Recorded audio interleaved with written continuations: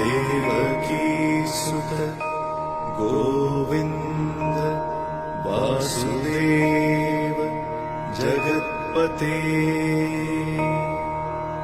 देहि मे तनयं कृष्ण त्वामहं शरणं गतः।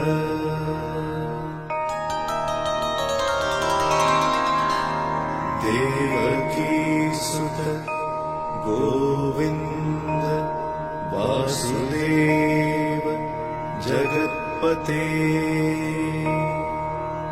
देहि मे तनयं कृष्ण त्वामहं